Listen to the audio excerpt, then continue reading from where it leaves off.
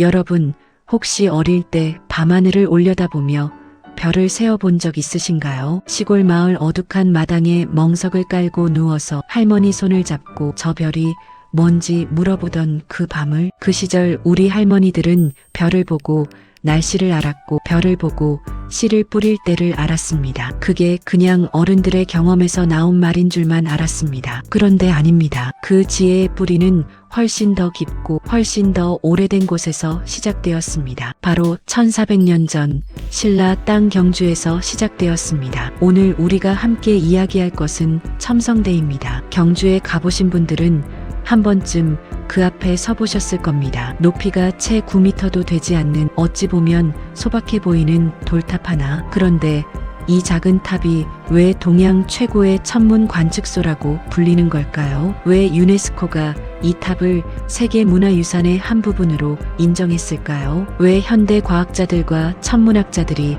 이 탑 앞에서 말을 잃는 걸까요? 오늘 이 자리에서 그 진짜 이유를 하나하나 풀어드리겠습니다. 그리고 이 이야기가 끝날 때쯤 여러분은 분명 이런 생각을 하게 되실 겁니다. 우리 조상들은 참 대단했구나. 나는 참 훌륭한 민족의 후손이구나. 그 뿌듯함, 그 감동, 오늘 함께 느껴보시겠습니다. 먼저 시간을 거슬러 올라가 보겠습니다. 지금으로부터 약 1400년 전 630년대의 신라 땅으로 가봅니다. 당시 신라는 삼국 중 가장 작고 가장 변방에 위치한 나라였습니다. 고구려는 북쪽의 강대국이었고 백제는 서쪽에서 강력한 힘을 뽐내고 있었습니다. 그 틈바구니 속에서 신라는 살아남아야 했습니다. 그리고 그 신라를 이끌던 사람이 바로 선덕여왕이었습니다. 선덕여왕, 이름만 들어도 가슴이 뭉클해지는 분들도 계시지요. 우리 역사상 첫 번째 여왕, 남자들도 버거워하던 왕의 자리를 당당히 차지하고 삼국 통일의 기반을 닦은 그분, 그 선덕여왕이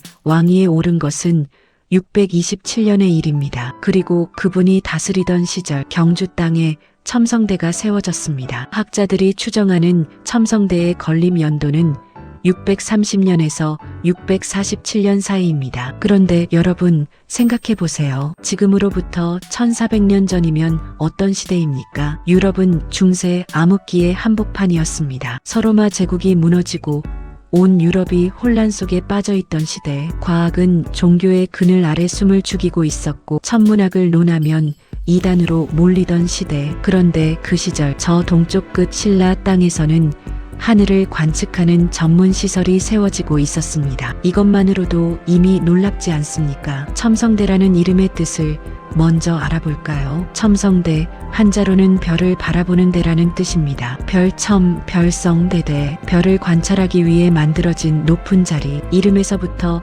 이미 이 건축물의 목적이 분명히 드러납니다. 이것은 그냥 기념탑이 아니었습니다. 그냥 장식물이 아니었습니다. 하늘을 읽기 위해, 별을 연구하기 위해, 계절을 계산하기 위해 만들어진 과학시설이었습니다. 자, 이제 첨성대를 직접 들여다보겠습니다. 첨성대의 높이는 약 9m 17cm입니다. 현대 아파트로 치면 3층 정도 되는 높이지요. 그리 높지 않아 보이죠. 하지만 그 구조를 들여다보면 단순히 높이로 평가할 수 없는 엄청난 비밀이 숨어 있습니다. 첨성대는 크게 세 부분으로 나뉩니다. 아래쪽에 기단부, 가운데에 원통형 몸통, 그리고 위쪽에 정자석이라고 부르는 마무리 부분입니다. 기단부는 정사각형 형태로 되어 있고 그 위로 원통 모양의 몸통이 올라가며 맨 위에는 우물정자 모양의 돌이 얹혀 있습니다. 그런데 이 원통형 몸통을 쌓는데 사용된 돌의 단수를 세어보면 놀라운 숫자가 나옵니다. 정확히 27단입니다. 27, 그냥 27이 아닙니다. 음력으로 달이 지구를 한 바퀴 도는데 걸리는 시간이 약 27일입니다. 우연일까요? 아닐 수도 있습니다. 그리고 더 놀라운 것은 첨성대를 쌓는데 사용된 돌의 총 개수입니다. 기단부의 돌과 정자석의 돌을 모두 합치면 정확히 365개입니다. 365. 이 숫자 어디서 많이 들어보셨지요? 맞습니다. 1년의 날수입니다. 365일, 1년의 날수와 첨성대를 이루는 돌의 총 개수가 정확히 일치합니다. 여러분, 이게 우연이겠습니까? 돌을 하나하나 쌓다 보니 우연히 365개가 된 걸까요? 절대 아닙니다. 이것은 치밀하게 계획된 설계입니다. 신라의 건축가들은 첨성대를 지을 때부터 이미 1년이 365일이라는 것을 알고 있었습니다. 그리고 그 지식을 돌 하나하나에 새겨 넣었습니다. 1400년 전에 이 땅의 사람들은 이미 그것을 알고 있었습니다. 이 사실이 처음 알려졌을 때 사람들은 믿지 않았습니다. 그냥 우연이겠지, 그냥 숫자가 맞아떨어진 것이겠지 하고 넘겼습니다. 아무도 진지하게 받아들이지 않았습니다. 그런데 학자들이 더 깊이 파고들수록 그게 우연이 아니라는 증거들이 하나씩 나왔습니다. 첨성대의 중간 부분, 즉 남쪽을 바라보는 방향에 창문처럼 뚫린 구멍이 있습니다. 이것을 창구라고 합니다. 이 창구는 땅에서 약 4m 60cm 높이에 있습니다. 딱 첨성대 전체 높이의 절반 지점에 위치해 있습니다. 이 창구를 통해 햇빛이 첨성대 안으로 들어오는데 춘분과 추분 때, 즉 봄과 가을의 낮과 밤이 똑같이 길어지는 날, 햇빛이 정확히 첨성대 바닥에 그림자 없이 완전히 비칩니다. 그리고 하지와 동지 때는 햇빛이 첨성대 안쪽 벽에 닿지 않습니다. 이것은 계절을 정확히 판단할 수 있는 구조입니다. 춘분, 하지, 추분, 동지를 첨성대 하나로 측정할 수 있는 것입니다. 이 사실을 처음 분석한 현대 천문학자들은 경악했다고 합니다. 1400년 전에 이미 태양의 움직임을 이렇게 정밀하게 계산하고 그것을 건축 구조 안에 녹여 넣었다는 것이 믿기 어려웠던 겁니다. 하지만 돌은 거짓말을 하지 않습니다. 숫자는 거짓말을 하지 않습니다. 신라인들은 이미 알고 있었습니다. 여러분, 잠깐 생각해 보시겠습니까? 여러분이 어린 시절 농사를 짓던 부모님이나 조부모님들이 하신 말씀 기억나십니까? 경칩이 지나야 씨를 뿌린다. 망종이 되면 보리를 베어야 한다. 입동이 지나면 김장을 해야 한다. 이 모든 것들 다 별과 하늘을 읽어서 나온 지혜들입니다. 24절기라는 것이 있지요. 봄, 여름, 가을, 겨울을 각각 6등분한 24개의 절기. 이 24절기가 한반도 농업의 근간이었습니다. 그리고 그 24절기를 정확히 계산하고 파악하는데 첨성대 같은 천문 관측 시설이 절대적으로 필요했습니다. 신라 사람들이 첨성대를 지은 것은 단순히 하늘이 궁금해서가 아니었습니다. 먹고 살기 위해서였습니다. 씨를 언제 뿌려야 가장 잘 자라는지,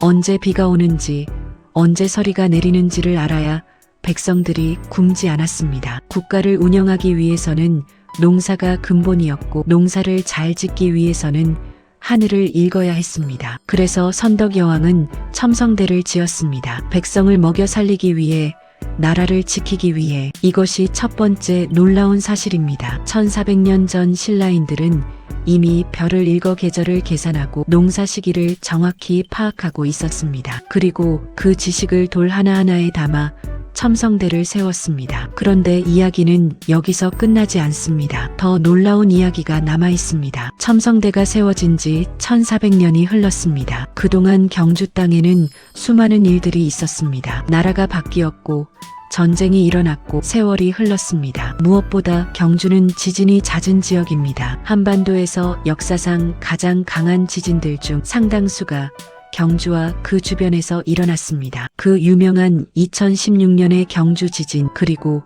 2017년의 포항 지진, 그때 경주의 수많은 건물과 문화재들이 피해를 입었습니다. 그런데 첨성대는 어떻게 되었을까요? 멀쩡했습니다. 조금 기울어진 것 외에는 거의 피해가 없었습니다. 1400년을 버텼습니다. 지진을 버텼습니다. 전쟁을 버텼습니다. 세월을 버텼습니다. 어떻게 이것이 가능했을까요? 이것이 두 번째 놀라운 비밀, 첨성대의 구조 설계 이야기입니다. 첨성대는 겉에서 보면 단순한 원통형 돌탑처럼 보입니다. 하지만 안을 들여다보면 전혀 다릅니다. 첨성대의 안쪽, 즉 내부는 절반 정도까지 흙과 돌로 채워져 있습니다. 이것이 핵심입니다. 속을 가득 채워 넣음으로써 무게 중심이 아래에 위치하게 됩니다. 무게 중심이 낮을수록 구조물은 안정적이 됩니다. 오뚜기를 생각해 보세요. 아무리 밀어도 다시 일어나는 오뚜기. 그 오뚜기의 원리가 바로 아래쪽이 무겁기 때문입니다. 첨성대도 똑같은 원리입니다. 그뿐만이 아닙니다. 첨성대의 원통형 구조 자체가 지진에 매우 강한 형태입니다. 사각형 건물은 지진이 오면 모서리에 힘이 집중되어 무너지기 쉽습니다. 하지만 원통형은 힘이 전체에 고르게 분산됩니다. 어느 방향에서 힘이 와도 똑같이 받아낼 수 있습니다. 마치 달걀을 손으로 쥐어보면 잘 안 깨지는 것처럼 원형 구조는 압력을 분산시키는데 탁월합니다. 현대 건축공학자들이 첨성대의 구조를 분석했을 때 이 원리를 발견하고 매우 놀랐다고 합니다. 1400년 전에 이미 지진의 강한 구조를 설계에 반영했다는 것입니다. 물론 그 당시 신라 사람들이 지진공학이라는 학문을 알았던 건 아닐 겁니다. 하지만 경험으로, 지혜로, 그 땅에서 오랫동안 살아온 조상들의 축적된 지식으로 가장 튼튼한 구조를 찾아낸 것입니다. 또 한 가지 주목할 것이 있습니다. 첨성대를 이루는 돌들은 그냥 쌓아 올린 것이 아닙니다. 돌과 돌 사이에는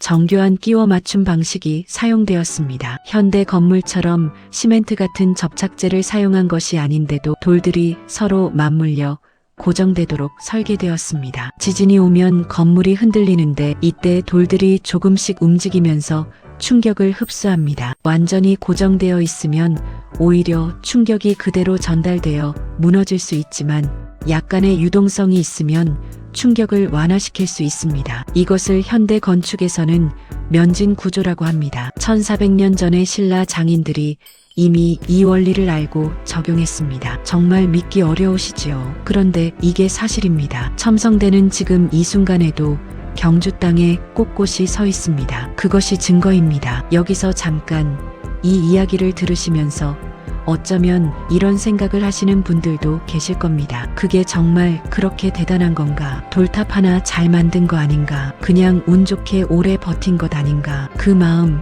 충분히 이해합니다. 우리는 종종 가까이 있는 것의 소중함을 모릅니다. 너무 익숙해서 어릴 때부터 봐온 것이라 당연하게 여깁니다. 그런데 외국 학자들의 눈에는 어떻게 보일까요? 잠시 그 이야기를 해보겠습니다. 영국의 한 역사학자는 첨성대를 두고 이런 평가를 내렸습니다. 유럽이 암흑기를 헤매던 시절 동아시아의 이 작은 왕국에서 이미 체계적인 천문 관측 시설을 갖추고 있었다는 사실은 인류 과학사에서 매우 중요한 발견이다. 그냥 립서비스로 하는 말이 아닙니다. 실제로 유럽 최초의 천문대는 첨성대보다 훨씬 나중에 세워졌습니다. 코펜하겐에 있는 원형 천문대 룬데 타르는 1620년대에 세워졌습니다. 첨성대보다 거의 1000년이 뒤입니다. 1000년입니다. 물론 여기에는 다양한 시각이 있습니다. 첨성대가 정말 천문 관측소로 사용되었는지에 대해 학자들 사이에 아직도 논쟁이 있는 것도 사실입니다. 일부 학자들은 첨성대가 의례적 목적이나 다른 용도로 사용되었을 가능성도 제기합니다. 하지만 그 구조 안에 담긴 천문학적 지식과 정교한 수학적 계산은 어떤 용도였든 간에 당시 신라인들의 놀라운 지적 수준을 보여주는 것만은 분명합니다. 이제 중요한 질문 하나를 드리겠습니다. 여러분은 첨성대에 대해 학교에서 배우셨지요? 아마 사회 시간이나 역사 시간에 잠깐 나왔을 겁니다. 삼국시대 신라의 문화재 선덕여왕 때 건립 동양에서 가장 오래된 천문 관측 시설 그 정도였을 겁니다. 그런데 그 짧은 설명 뒤에 이렇게 엄청난 이야기들이 숨어 있었습니다. 365개의 돌, 24절기를 담은 구조, 지진의 강한 설계, 이 모든 것들이 1400년 전 신라인들의 손에서 탄생했습니다. 그 신라인들은 여러분의 조상입니다. 그 지혜는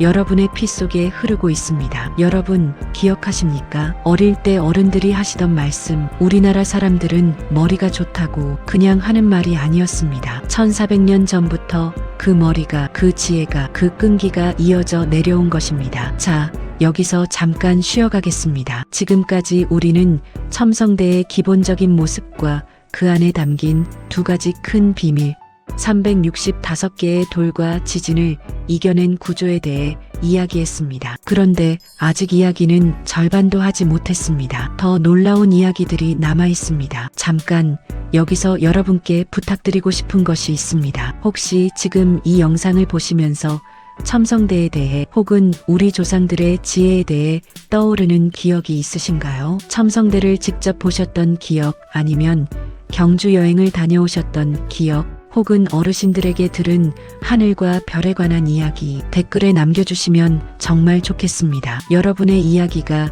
이 채널을 살아있게 만들어줍니다. 자, 이야기를 계속 이어가겠습니다. 선덕여왕이 첨성대를 지을 때 그 결정 하나가 얼마나 큰 용기가 필요한 일이었는지 생각해 본 적 있으십니까? 당시 신라는 삼국 중 가장 약한 나라였습니다. 고구려와 백제의 압박을 동시에 받고 있었습니다. 국방에 써도 부족한 국가의 자원을 돌탑 하나 쌓는 데 써야 했습니다. 반대가 없었을 리가 없습니다. 분명히 많은 신하들이 반대했을 겁니다. 지금 그게 무슨 소용이냐고, 전쟁에 대비해야 하지 않느냐고. 그런데 선덕여왕은 첨성대를 지었습니다. 왜일까요? 농사는 국력의 기본이기 때문입니다. 백성이 굶으면 군대도 없습니다. 백성의 배를 채우려면 농사를 잘 지어야 하고, 농사를 잘 지으려면 계절을 알아야 하고, 계절을 알려면 하늘을 읽어야 합니다. 선덕여왕의 첨성대 건립은 단순한 과학 프로젝트가 아니었습니다. 나라를 살리기 위한 전략적 결정이었습니다. 그리고 그 결정은 옳았습니다. 첨성대가 세워진 이후 신라는 점점 강해졌습니다. 물론 첨성대 하나만의 공이라고 할 수는 없지만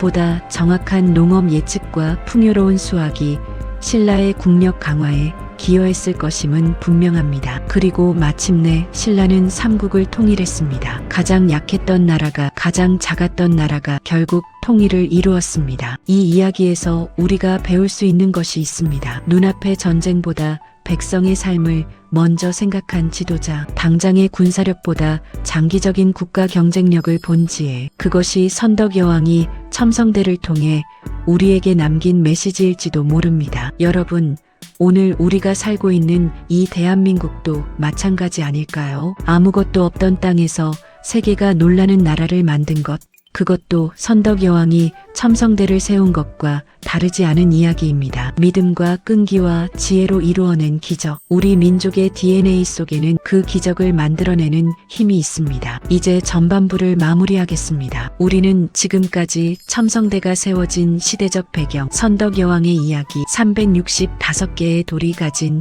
의미, 20자절기와의 연관성, 그리고 지진의 강한 구조 설계의 비밀까지 살펴보았습니다. 이 모든 것들이 한 목소리로 말하고 있습니다. 1400년 전 이 땅의 사람들은 이미 위대했습니다. 그들은 하늘을 읽었고 땅을 이해했고 시간을 계산했습니다. 그리고 그 모든 지식을 돌 하나하나에 담아 첨성대를 세웠습니다. 그 돌들이 아직도 경주 땅에 서 있습니다. 1400년의 비바람을 견디고 수많은 지진을 이겨내고 여전히 그 자리에 서서 우리에게 말하고 있습니다. 우리는 이미 대단했다고, 우리는 처음부터 위대했다고. 지금 첨성대 전반부를 마칩니다. 중반부에서는 더 깊고 더 놀라운 이야기들이 이어집니다. 당시 신라 천문학자들이 어떻게 별을 관측했는지, 그 관측 결과가 실제 농사와 국가 운영에 어떻게 활용되었는지, 그리고 현대 천문학자들이 첨성대를 보고 정확히 무엇에 놀랐는지 그 이야기들을 이어서 들려드리겠습니다. 계속 함께 해주세요. 자,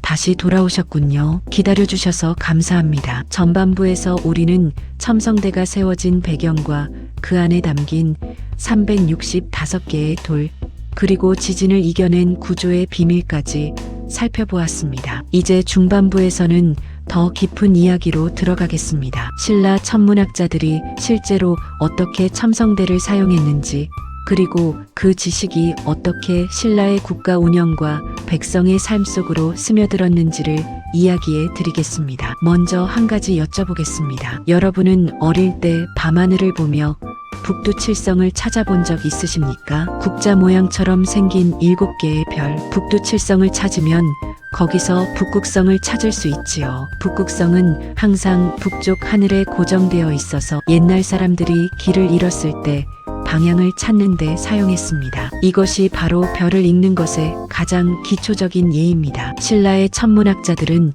이것보다 훨씬 더 깊이 별을 읽었습니다. 그들이 관측한 것은 단순히 방향만이 아니었습니다. 그들은 별의 위치가 계절에 따라 어떻게 변하는지를 기록했습니다. 특정 별이 특정 방향에 떠오르는 시기가 곧 씨를 뿌릴 때임을 알았습니다. 특정 별자리가 사라지는 시기가 곧 서리가 내릴 때임을 알았습니다. 이것이 수십 년, 수백 년에 걸쳐 축적된 신라 천문학의 핵심이었습니다. 삼국사기와 삼국유사 같은 우리 고대 역사서에는 천문 현상에 관한 기록이 놀랍도록 많이 남아 있습니다. 일식, 월식, 해성, 유성우, 별의 움직임 등이 매우 상세하게 기록되어 있습니다. 이 기록들은 단순한 신기한 현상의 목격담이 아니었습니다. 국가 차원에서 체계적으로 하늘을 관찰하고 기록하는 시스템이 작동하고 있었다는 증거입니다. 신라에는 첨성대를 운영하고 천문을 관측하는 전담 관리들이 있었습니다. 이들을 천문박사라고 불렀습니다. 천문박사들은 매일 밤 첨성대에 올라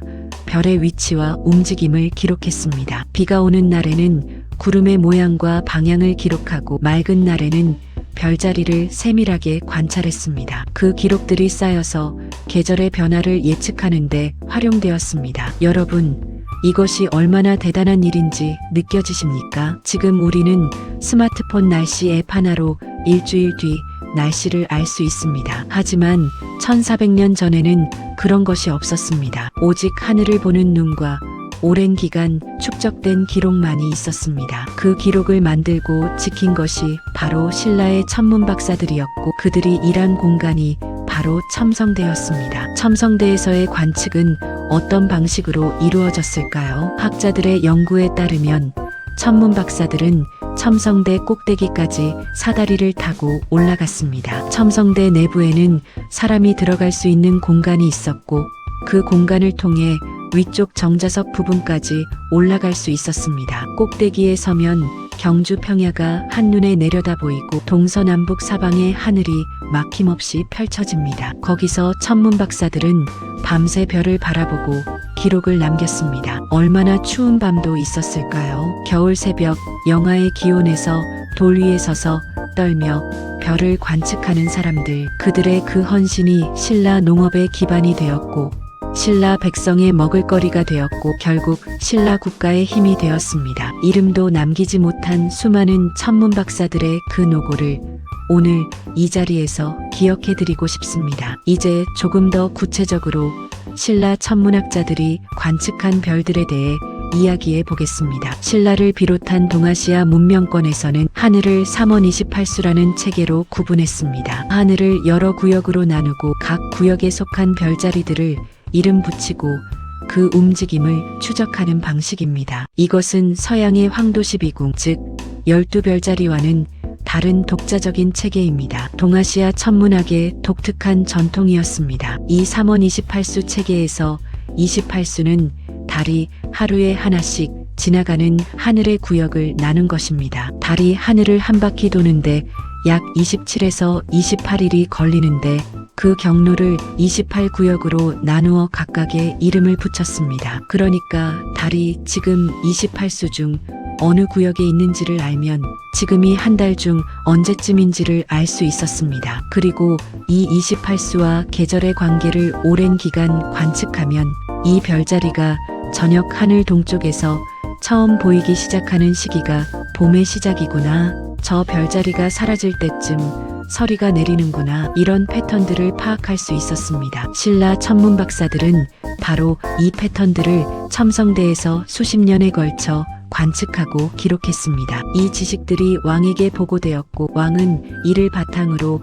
농사 시기를 전국에 공표했습니다. 올해는 춘분이 언제이니 씨를 뿌리는 시기는 이때가 좋겠다. 올해는 서리가 예년보다 빨리 내릴 것 같으니 수확을 서둘러야 한다. 이런 정보들이 나라 전체로 퍼져나갔습니다. 그것이 백성의 삶과 직결되었습니다. 생각해보시면 이것은 요즘으로 치면 정부에서 운영하는 기상청과 농업진흥청을 합쳐놓은 것 같은 역할입니다. 공공의 이익을 위해 국가가 과학적 정보를 수집하고 분석하고 배포하는 시스템, 그것이 1400년 전 신라에 이미 있었습니다. 자, 이제 좀 더 흥미로운 이야기로 넘어가겠습니다. 첨성대와 관련하여 신라에서 기록된 천문 관측 자료들이 현대 과학에 어떤 가치가 있는지에 대한 이야기입니다. 여러분 놀라시겠지만 신라 시대의 천문 기록들이 현대 천문학 연구에 실제로 활용되고 있습니다. 어떻게 가능한 일일까요? 천문 현상 중에는 매우 긴 주기로 반복되는 것들이 있습니다. 예를 들어 특정 해성은 수십 년 혹은 수백 년에 한 번씩 나타납니다. 특정 일식이나 월식도 수십 년 주기로 반복됩니다. 이런 천문 현상들의 정확한 주기를 계산하려면 가능한 한 오래된 관측 기록이 있어야 합니다. 관측 기록이 오래될수록 더 많은 데이터 포인트를 갖게 되어 더 정확한 주기 계산이 가능합니다. 삼국사기에는 일식 기록만 해도 수십 건이 기록되어 있습니다. 이 기록들은 현대 천문학자들이 과거의 천문 현상을 역추산하고 천체의 운동 법칙을 검증하는 데 실제로 사용되고 있습니다. 2000년 전, 1500년 전의 관측 기록이 21세기 천문학 연구의 데이터로 쓰이고 있다는 사실, 이것이 신라 천문학의 진정한 가치입니다. 실제로 일본과 중국, 한국의 고대 천문 기록들을 종합 분석한 국제 연구팀이 있었는데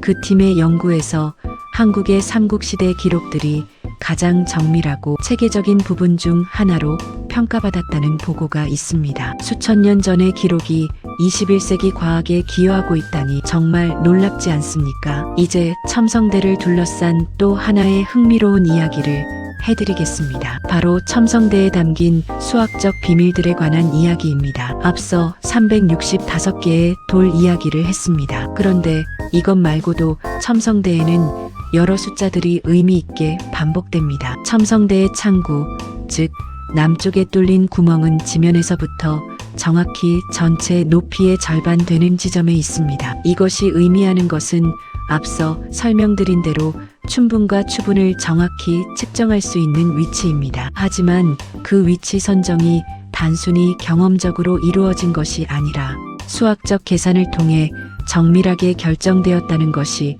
현대 측량 결과 밝혀졌습니다. 또 첨성대 기단부의 한 변의 길이와 첨성대 몸통의 직경 비율이 특정한 수학적 비율을 이루고 있다는 주장도 있습니다. 황금비까지는 아니지만 시각적으로 안정감과 균형감을 주는 비율로 설계되었다는 것입니다. 이것이 첨성대를 바라볼 때 왠지 모르게 안정감을 느끼는 이유 중 하나일 수 있습니다. 그리고 앞서 잠깐 언급했던 27단의 원통형 몸통, 이것이 달의 공전 주기와 연결된다는 해석이 있습니다. 27단이라는 숫자가 단순한 우연이 아니라 달의 움직임을 건물 구조에 반영하려는 의도적인 설계였다는 것입니다. 만약 이것이 사실이라면 첨성대는 태양의 움직임뿐 아니라 달의 움직임까지 담아낸 건물이 됩니다. 물론 이 모든 해석들이 학자들 사이에서 완전히 합의된 것은 아닙니다. 일부는 과도한 해석이라고 보기도 합니다. 하지만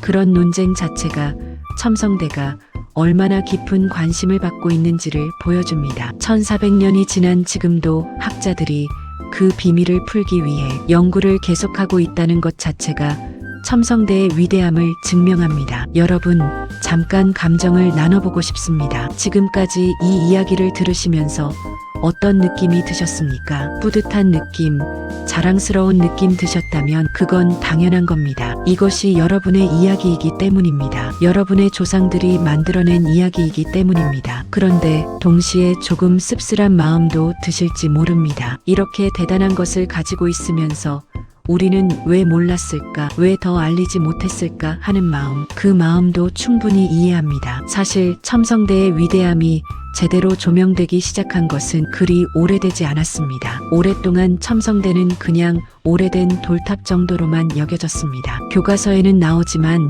깊이 연구되지 않았습니다. 우리 스스로가 우리 것의 가치를 충분히 알지 못했습니다. 그러다가 여러 학자들이 첨성대를 집중적으로 연구하기 시작했고 그 놀라운 비밀들이 하나하나 밝혀지면서 국내외에서 큰 관심을 받게 되었습니다. 지금은 경주를 찾는 외국인 관광객들이 반드시 들르는 명소가 되었고 세계 여러 나라의 역사 교과서에도 소개되고 있습니다. 자, 여기서 이야기를 조금 더 넓혀보겠습니다. 첨성대 하나만의 이야기가 아니라 신라의 과학 문명 전체에 대한 이야기로 확장해 보겠습니다. 우리는 종종 조선시대를 중심으로 한국의 역사를 이야기합니다. 한글, 거북선, 치국이 이 위대한 발명들이 조선시대의 것이기 때문입니다. 그런데 그 훨씬 전 삼국시대, 특히 신라시대에도 놀라운 과학적 성취들이 있었습니다. 첨성대와 같은 시대에 신라에서는 또 어떤 일들이 있었을까요? 선덕여왕 시대의 신라는 당시 동아시아에서 가장 발전된 문명 중 하나였습니다. 당나라와 활발하게 교류하면서 선진 문물을 받아들이는 한편 자체적인 기술과 문화를 발전시켰습니다. 건축 분야에서도 황룡사 구축목탑이라는 엄청난 규모의 목조 건물이 세워졌습니다. 안타깝게도 이 탑은 몽골 침략 때 불타버렸지만 그 규모와 기술 수준은 당시 동아시아에서도 최고 수준이었다고 전해집니다. 도자기와 금속 공예 분야에서도 신라는 독보적인 수준을 자랑했습니다. 국립경주박물관에 가시면 신라 시대의 금관, 금어리띠, 유리구슬 등을 볼 수 있는데 그 정교함과 아름다움은 1400년이 지난 지금도 보는 이를 압도합니다. 그리고 에밀레종으로 알려진 성덕 대왕신종은 비록 신라 말기에 완성되었지만 그 주조기술과 음향학적 설계는 지금도 세계 최고 수준으로 평가받습니다. 이 모든 것들이 한 시대, 한 나라에서 이루어졌습니다. 우연이 아닙니다. 지적 호기심이 넘쳤고 새로운 것을 배우는데 적극적이었으며 무엇보다 정확성과 완벽함을 추구하는 민족의 기질이 있었기에 가능했습니다. 여러분, 이 기질이 지금도 이어지고 있다는 것을 느끼십니까? 반도체, 조선, 자동차, K-팝, 드라마, 오늘날 한국이 세계에서 인정받는 분야들을 생각해보면 그 뿌리가 1400년 전 첨성대를 쌓은 그 정신과 다르지 않습니다. 정밀함, 꼼꼼함, 완벽함을 향한 끊임없는 추구, 그것이 우리 민족의 정체성입니다. 이제 이야기를 조금 더 개인적인 차원으로 가져와 보겠습니다. 여러분 중에 젊은 시절 배움에 목말랐던 기억이 있으신 분들 계십니까? 책이 귀해서 남의 책을 빌려 읽던 시절, 공부하고 싶어도 형편이 안 돼서 일찍 사회에 나와야 했던 시절, 그러면서도 틈틈이 책을 읽고 신문을 읽고 배움을 놓지 않으셨던 분들, 그 배움에 대한 열망이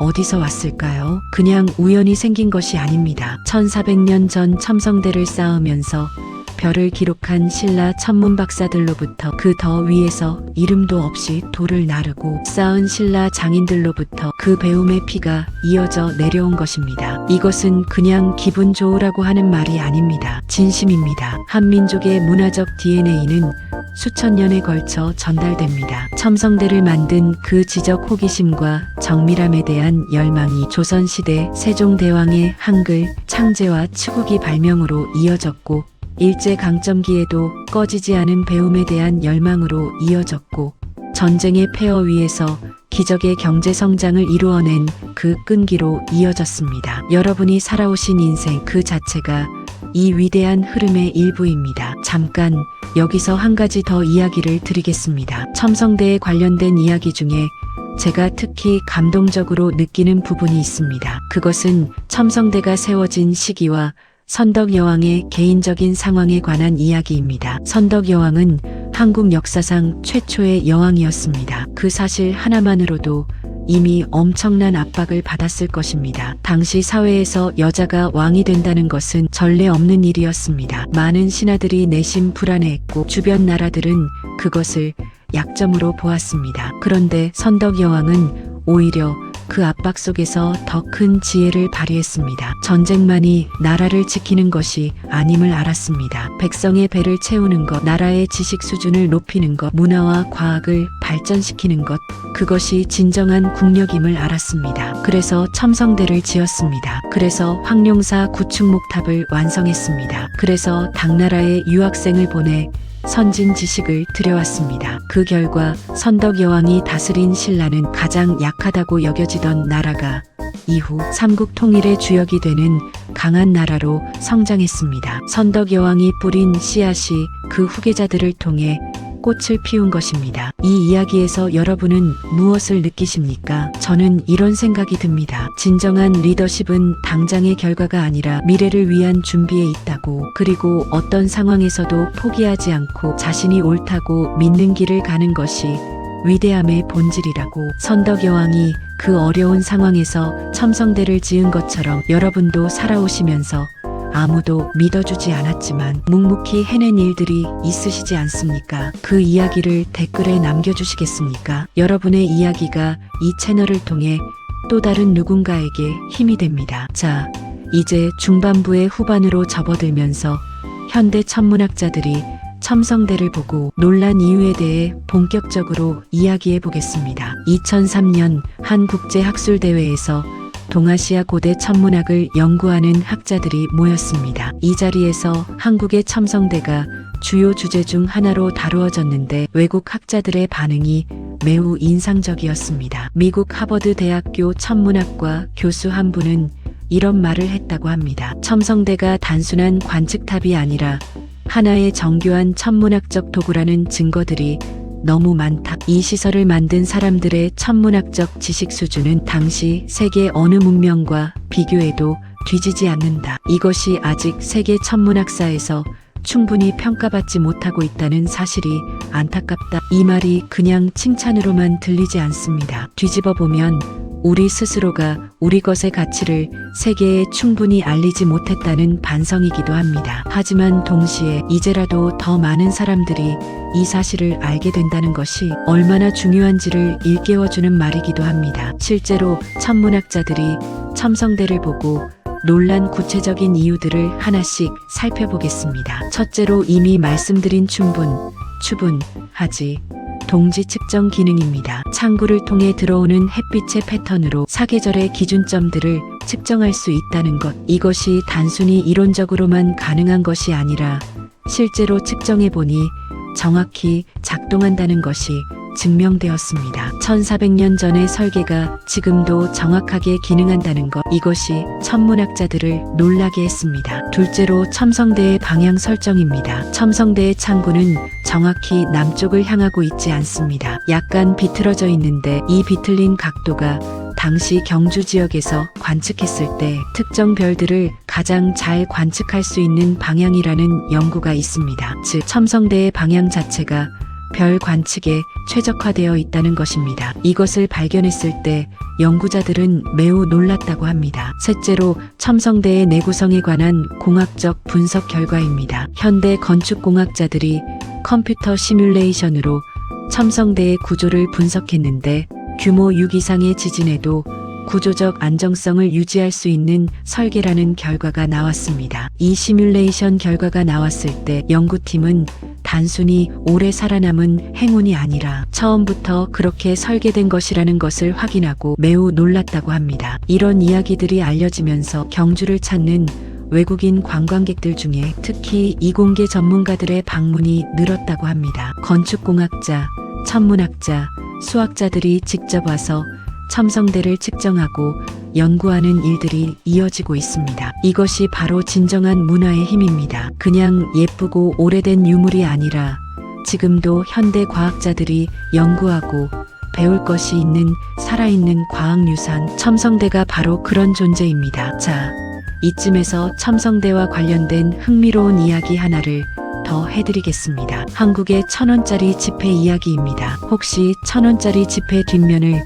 자세히 보신 적 있으십니까? 거기에 첨성대가 그려져 있습니다. 우리가 매일 주머니 속에 넣고 다니는 지폐에 첨성대가 있습니다. 그런데 많은 분들이 그냥 지나쳤을 겁니다. 오늘부터는 1000원짜리를 볼 때마다 오늘 이 이야기가 떠오르실 겁니다. 1400년 전의 과학적 기적이 지금 내 지갑 속에 있다고. 그리고 이렇게 생각해 보시면 어떨까요? 우리나라가 화폐에 넣을 만큼 자랑스러운 유산으로 첨성대를 선택한 것은 우리 민족이 과학과 지식을 얼마나 소중히 여기는지를 보여주는 것이 아닐까요? 이순신 장군도 계시고 세종대왕도 계시고 율곡 이이도 계시는데 그분들과 함께 첨성대가 우리 화폐를 장식하고 있다는 것. 그 선택 자체가 우리 민족의 가치관을 담고 있습니다. 이제 중반부를 마무리하면서 한 가지 더 여러분과 나눠보고 싶은 이야기가 있습니다. 여러분 세대는 참 많은 것을 겪으셨습니다. 가난했던 시절을 기억하시고 열심히 일해서 오늘의 대한민국을 만드신 세대, 그리고 그 과정에서 우리 것, 우리 역사, 우리 문화에 대해 충분히 자부심을 느끼지 못하는 시간들도 있었을 겁니다. 서양 것이 좋아 보이고 외국 것이 더 발전한 것처럼 보이던 시절도 있었지요. 하지만 돌아보면 우리는 처음부터 위대했습니다. 1400년 전에 이미 하늘을 읽었고 계절을 계산했고 지진에 강한 건물을 지었습니다. 그 DNA가 이어져 내려와 세계가 놀라는 반도체를 만들고 세계가 열광하는 K-팝을 만들고 세계가 인정하는 드라마를 만들었습니다. 우리는 갑자기 잘하게 된 것이 아닙니다. 원래 잘했습니다. 첨성대가 그 증거입니다. 중반부 여기서 마치겠습니다. 후반부에서는 첨성대가 현대에 어떻게 재조명되고 있는지 그리고 이 위대한 유산에서 우리가 오늘날 가져가야 할 교훈은 무엇인지 마지막으로 첨성대 이야기의 감동적인 마무리를 함께 하겠습니다. 계속 함께 해주세요. 자, 드디어 마지막 이야기로 왔습니다. 전반부와 중반부에서 우리는 첨성대가 세워진 배경과 그 안에 담긴 놀라운 비밀들, 신라 천문학자들의 헌신, 그리고 현대 과학자들이 첨성대 앞에서 경탄한 이유들을 함께 살펴보았습니다. 이제 후반부에서는 이 모든 이야기의 감동적인 마무리를 함께 짓겠습니다. 그리고 마지막에는 여러분의 가슴 깊이 남을 이야기를 드리려 합니다. 끝까지 함께 해주시겠습니까? 먼저 이런 이야기로 시작하겠습니다. 2016년 9월 경주에 규모 5.8의 강진이 왔습니다. 한반도에서 기상 관측 이래 가장 강한 지진이었습니다. 경주 시내 곳곳에서 담장이 무너지고 기와가 떨어졌습니다. 불국사의 일부 성물이 파손되었고 오래된 가옥들이 균열을 입었습니다. 사람들은 경주의 문화재들이 얼마나 큰 피해를 입었을지 걱정하며 뉴스를 지켜보았습니다. 그런데 첨성대는 어떠했을까요? 지진 이후 전문가들이 첨성대를 조사했습니다. 결과는 놀라웠습니다. 첨성대는 기울기가 조금 변한 것 외에 구조적 손상이 거의 없었습니다. 1400년 된 돌탑이 21세기의 강진을 버텨낸 것입니다. 이 소식이 알려지자 많은 사람들이 감탄했습니다. 그리고 이 사건이 첨성대의 구조적 우수성에 대한 관심을 다시 한번 불러일으켰습니다. 언론에서 앞다투어 첨성대의 내진 설계 비밀을 다루기 시작했고 해외 건축 전문 매체들도 이 소식을 전했습니다. 1400년 전의 지혜가 21세기에 다시 증명된 순간이었습니다. 그때 한 건축공학 교수가 인터뷰에서 이런 말을 했습니다. 현대 건축 기술로도 1400년을 버티는 건물을 짓는다는 것은 쉽지 않습니다. 첨성대는 단순한 문화재가 아니라 현대 건축이 배워야 할 살아있는 교과서입니다. 이 말이 저는 참 마음에 들었습니다. 우리 것에서 배운다. 과거에서 미래를 찾는다. 그것이 진정한 문명의 순환 아닐까요? 자, 이제 조금 더 깊은 이야기로 들어가겠습니다. 첨성대가 현대에 어떻게 재조명되고 있는지에 대한 이야기입니다. 21세기에 들어서면서 첨성대에 대한 연구는 더욱 활발해졌습니다. 예전에는 직접 측량하고 눈으로 관찰하는 방법이 전부였다면 이제는 디지털 기술이 더해졌습니다. 3D 스캐닝 기술로 첨성대 전체를 정밀하게 측량하고 컴퓨터 모델을 만드는 작업이 이루어졌습니다. 그 결과 첨성대의 각 돌들이 얼마나 정교하게 다듬어지고 배치되었는지가 수치로 증명되었습니다. 또 드론 기술을 활용하여 첨성대 꼭대기 부분을 근접 촬영하고 분석하는 연구도 이루어졌습니다. 오랫동안 사람이 올라가기 어려웠던 부분들을 드론이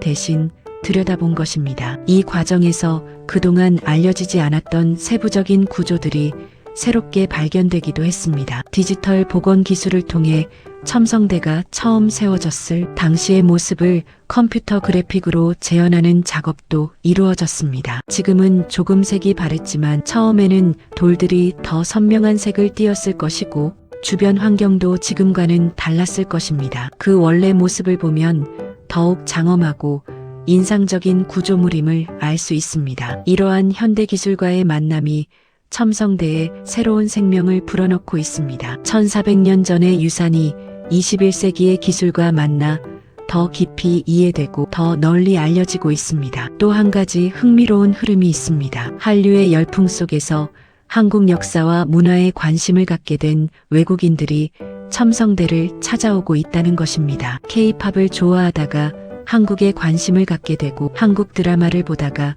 한국 역사에 호기심이 생기고 그러다 경주를 찾아 첨성대 앞에 서게 되는 경로입니다. 20대 초반의 외국 젊은이들이 첨성대 앞에서 감탄하는 모습, 그리고 그 옆에서 함께 감동을 나누는 한국의 할머니, 할아버지, 그 장면이 참 아름답지 않습니까? 1400년의 시간이 21세기의 현재에서 동서양이 함께 감탄하는 순간으로 이어지는 것, 이것이 문화유산의 힘입니다. 국경을 넘고 세대를 넘고 시간을 넘어 사람의 마음을 울리는 것, 첨성대가 바로 그런 존재입니다. 여기서 이야기를 잠깐 돌려보겠습니다. 여러분, 손자, 손녀가 계신 분들 계시지요? 그 아이들에게 첨성대 이야기를 해주신 적 있으십니까? 경주에 데리고 가서 첨성대 앞에 함께 서보신 적 있으십니까? 만약 아직 없으시다면 이 영상을 보신 다음에 꼭 한번 해주시기를 권해드립니다. 단순히 오래된 돌탑을 보여주는 것이 아닙니다. 이 돌 하나하나에 담긴 조상들의 지혜와 열망을, 이 탑이 1400년 동안 지켜온 이야기를 여러분의 목소리로 들려주시는 것입니다. 그것이 가장 소중한 역사 교육입니다. 교과서보다 훨씬 더 깊이 남는 이야기가 될 것입니다. 그리고 그 아이들이 자라서 세계 어딘가에서 살아갈 때 누군가가 한국에 대해 물으면 당당하게 말할 수 있을 겁니다. 우리나라에는 1400년 전에 세워진 천문 관측소가 있습니다. 365개의 돌로 쌓아서 1년의 날수와 같고 지금도 지진에 끄떡없이 서 있습니다. 그것이 우리 조상들이 만든 것입니다. 이렇게 말할 수 있는 자부심을 물려주시는 것, 그것이 여러분 세대가 다음 세대에게 줄 수 있는 가장 귀한 선물 중 하나가 아닐까요? 자, 이제 이 영상의 핵심 주제로 돌아오겠습니다. 처음에 제가 이런 말씀을 드렸습니다. 그땐 아무도 안 믿었다. 우리가 해냈다. 세계가 인정한다. 이 세 가지 이야기를 첨성대를 통해 풀어보겠다고. 그땐 아무도 안 믿었다. 선덕 여왕이 여자의 몸으로 왕이 되었을 때 아무도 믿지 않았습니다. 이 작은 나라가 살아남을 것이라고, 번성할 것이라고 아무도 믿지 않았습니다. 첨성대를 짓겠다고 했을 때 지금 전쟁 중에 무슨 돌탑이냐고 아무도 믿지 않았습니다. 우리가 해냈다. 그럼에도 불구하고 선덕 여왕은 첨성대를 지었습니다. 신라의 천문 박사들은 밤새 별을 관측했습니다. 이름 모를 장인들은 돌 하나하나를 정성스럽게 다듬어 쌓았습니다. 그 묵묵한 노력이 쌓이고 쌓여서 신라는 삼국을 통일했고 첨성대는 1400년을 버텼습니다. 세계가 인정한다. 지금 첨성대는 유네스코 세계문화유산의 일부로 인정받고 있습니다. 세계 각국의 과학자들이 연구하고 감탄합니다. 한류를 타고 한국에 관심을 갖게 된 전 세계 젊은이들이 경주를 찾아 첨성대 앞에 섭니다. 1400년 전에 신라인들이 쌓은 돌탑이 지금 이 순간 전 세계의 한국의 위대함을 증명하고 있습니다. 이 세 단계가 단지 첨성대만의 이야기일까요? 아닙니다. 이것은 우리 민족 전체의 이야기입니다. 일제강점기, 아무도 우리가 다시 일어설 거라고 믿지 않았습니다. 6.25 전쟁 이후 아무도 우리가 선진국이 될 거라고 믿지 않았습니다. 그런데 우리는 해냈습니다. 그리고 지금 세계가 인정합니다. 이 패턴이 보이십니까? 우리 민족은 아무도 믿어주지 않을 때 가장 빛납니다. 아무도 기대하지 않을 때 가장 놀라운 것을 해냅니다. 1400년 전 첨성대부터 지금 반도체까지 그 DNA는 변하지 않았습니다. 여러분의 인생도 돌이켜보시면 그 패턴이 있지 않습니까? 아무도 믿어주지 않았던 때에 묵묵히 해낸 일들이 있으시지요. 지금 그 이야기를 댓글에 남겨주시면 어떨까요? 어쩌면 그 이야기가 지금 힘든 시간을 보내고 있는 누군가에게 가장 큰 위로가 될 수 있습니다. 자, 이제 조금 더 이야기를 이어가겠습니다. 첨성대가 우리에게 주는 교훈에 대한 이야기입니다. 첨성대를 들여다보면서 제가 가장 인상 깊게 느끼는 것이 하나 있습니다. 그것은 첨성대가 철저하게 실용적인 목적으로 만들어졌다는 것입니다. 하늘을 바라보는 낭만이나 철학적 사색을 위한 것이 아니었습니다. 백성을 먹여 살리기 위해, 농사를 잘 짓기 위해, 나라를 운영하기 위해 만들어진 것이었습니다. 그 실용성이 오히려 위대함을 만들었습니다. 꼭 필요한 것을 만들기 위해 최선을 다했기 때문에 1400년을 버티는 완벽한 구조물이 탄생했습니다. 이것이 우리에게 주는 교훈이 있습니다. 거창한 꿈도 좋지만 당장 필요한 것을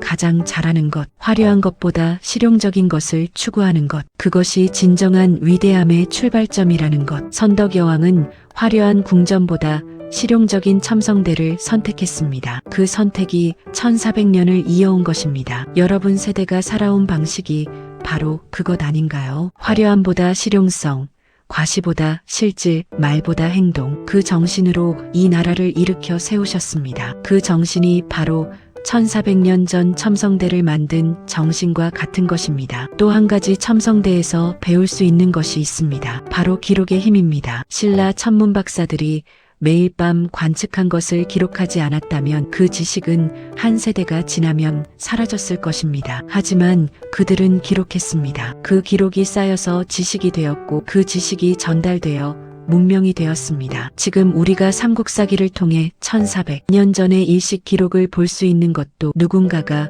묵묵히 기록했기 때문입니다. 여러분도 삶의 기록을 남기고 계십니까? 일기를 쓰거나 사진을 남기거나 혹은 자녀나 손자, 손녀에게 살아온 이야기를 들려주시는 것, 그것이 다 기록입니다. 여러분의 이야기가 다음 세대에게 전달되면 그것이 그 아이들의 뿌리가 됩니다. 첨성대의 돌 하나하나처럼 여러분의 이야기 하나하나가 다음 세대를 바치는 기반이 됩니다. 자, 이제 이 이야기의 감동적인 클라이맥스로 향하겠습니다. 지금 이 순간에도 첨성대는 경주 땅에 서 있습니다. 오늘 밤도 내일 밤도 별이 뜨면 첨성대는 그 자리에 있습니다. 해가 뜨면 창구를 통해 빛이 들어오고 해가 지면 어둠 속에 홀로 서 있습니다. 1400년 동안 그래왔습니다. 그 첨성대를 처음 지은 사람들을 생각해 봅니다. 돌을 캐던 사람들, 돌을 다듬던 사람들, 돌을 날라쌌던 사람들, 이름도 남기지 못한 수많은 손들이 이 탑을 만들었습니다. 그들은 자신들이 만든 이 탑이 1400년 후에도 서 있을 것을 전 세계 사람들이 찾아와 감탄할 것을 알았을까요? 아마 몰랐을 겁니다. 그들은 그저 자신에게 맡겨진 일을 최선을 다해 했을 뿐입니다. 이 돌이 잘 맞물리도록, 이 단이 정확하게 쌓이도록, 이 탑이 흔들리지 않도록 그 하나하나의 정성이 모여서 1400년을 버티는 기적이 되었습니다. 여러분도 그렇지 않으셨습니까? 거창한 꿈을 꾸기보다 오늘 내 앞에 있는 일을 최선을 다해 하셨습니다. 자식을 키우는 일, 가족을 먹여 살리는 일, 직장에서 맡은 일을 성실히 하는 것, 그 하나하나가 모여서 오늘의 대한민국이 되었습니다. 여러분의 그 손이, 그 노력이 이 나라의 첨성대를 쌓은 것입니다. 그러니 여러분의 인생은 위대합니다. 이름이 역사책에 남지 않았다고 해서, 텔레비전에 나오지 않았다고 해서 여러분의 삶이 덜 위대한 것이 아닙니다. 첨성대를 쌓은 이름 모를 장인들처럼 여러분의 삶이 이 나라를 만들었습니다. 이 이야기가 오늘 여러분의 가슴에 닿았으면 좋겠습니다. 그리고 오늘 잠자리에 드시기 전에 밤하늘을 한번 올려다봐 주셨으면 합니다. 1400년 전 신라의 천문박사가 바라보던 그 별들이 오늘 밤도 같은 자리에서 빛나고 있습니다. 그 별들이 여러분을 보고 있습니다. 그리고 이렇게 말하고 있을 겁니다. 당신도 당신의 조상처럼 참 잘 살았다고. 잠깐 이야기를 조금 더 이어가겠습니다. 아직 전해드리고 싶은 것들이 남아 있습니다. 첨성대가 있는 경주라는 도시 자체에 대해서도 이야기해드리고 싶습니다. 경주는 신라의 천년 수도였습니다. 천년입니다. 서울이 조선의 수도가 된 지 600년이 조금 넘었는데 경주는 그보다 훨씬 더 오랫동안 한 나라의 심장이었습니다. 경주를 걸어다니면 어디서든 역사와 마주칩니다. 길을 걷다가 고분, 즉 옛 왕들의 무덤 언덕을 만나고 조금 더 걸으면 첨성대가 나오고 거기서 또 걸으면 불국사가 나옵니다. 도시 전체가 하나의 거대한 박물관입니다. 경주 국립박물관에는 신라시대의 유물들이 가득합니다. 그 유물들을 보면 신라인들이 얼마나 예술적이고 과학적이었는지를 느낄 수 있습니다. 정교한 금관, 아름다운 토기, 섬세한 장신구들, 이 모든 것들이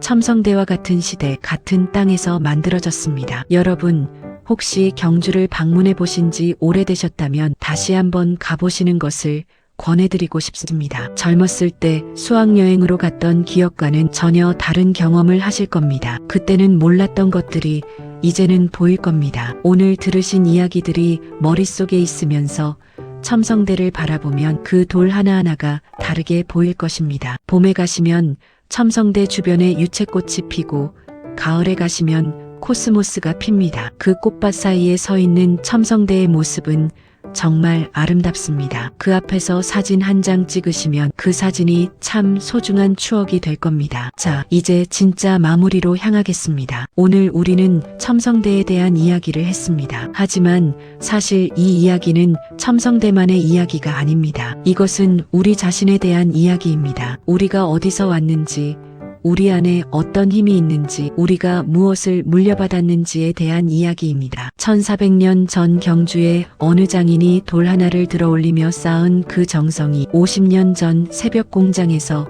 일하셨던 여러분의 부모님의 손길과 같고, 여러분이 자식을 위해 밤새 일하신 그 마음과 같습니다. 그 정성과 마음이 대를 이어 전달되어 지금의 대한민국을 만든 것입니다. 우리는 그냥 잘하게 된 것이 아닙니다. 원래 잘했습니다. 그리고 그 잘함의 뿌리가 1400년 전 첨성대에 닿아 있습니다. 아니, 어쩌면 더 오래전부터였을지도 모릅니다. 이 자부심을 가지고 살아가십시오. 우리 조상들이 부끄럽지 않은 자손으로 살아가십시오. 그리고 우리 다음 세대에게 이 이야기를 전해주십시오. 손자, 손녀에게, 이웃집 아이들에게 기회가 있을 때마다 이야기해 주십시오. 우리가 얼마나 위대한 민족의 후손인지를. 첨성대는 오늘도 경주 땅에 서 있습니다. 비가 와도 바람이 불어도 지진이 와도 1400년 동안 그 자리에서 하늘을 바라보며 서 있습니다. 그 첨성대처럼 우리도 어떤 어려움이 와도 그 자리에서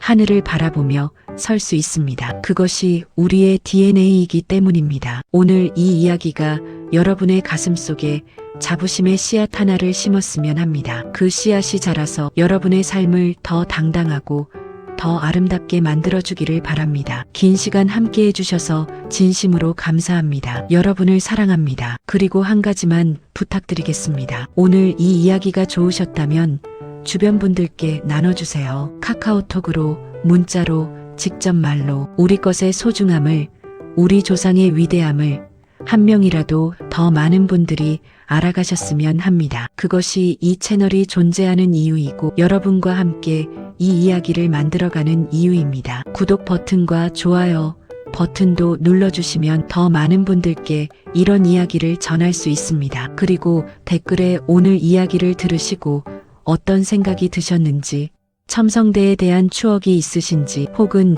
우리 조상들의 지혜에 대해 여러분이 알고 계신 이야기가 있으시다면 꼭 남겨주세요. 여러분의 댓글 하나하나가 이 채널의 소중한 역사가 됩니다. 다음 영상에서도 여러분의 가슴을 뛰게 할 이야기로 찾아오겠습니다. 우리가 미처 몰랐던 우리 자신의 위대한 이야기들을 계속해서 함께 발견해 나가겠습니다. 오늘 함께 해주셔서 정말 감사했습니다. 첨성대처럼 흔들리지 않는 하루 되십시오.